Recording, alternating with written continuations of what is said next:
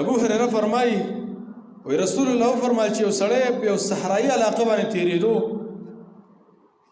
نو په دې کې د وریځو نه یو आवाज رااله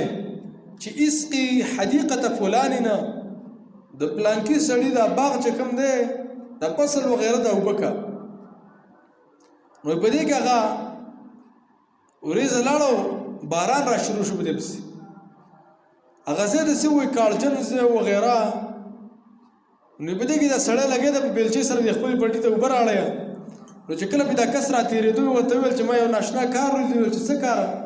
ویل چې ستاد باغ مبارک الله سبحانه وتعالى ویل چې اسقي حديقه فلان د وریځو نه مې دا आवाज لوري دا څه خبره ده ویراته ویل چې ما اذا قلت هذا فاني انظر ما يخرج منها تا دا خبره وکړه نو زه به دې په دې پوهه کما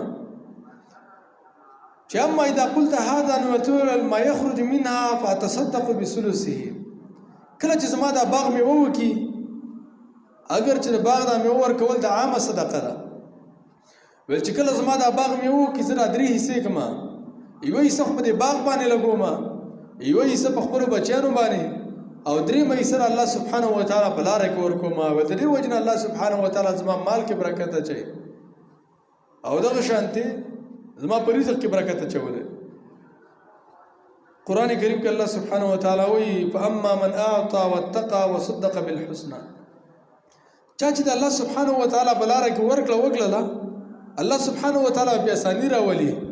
قران کریم کې الله ومن يتق الله يجعل له مخرجا چې الله نو ویریدل کنه ویره دی وکړه الله باندې رزق لار را کولاو کی ويرزقه من حيث لا يحتسب د دې څه نه به رزقونه ملاو شي چې ته به ګمان هم نه کې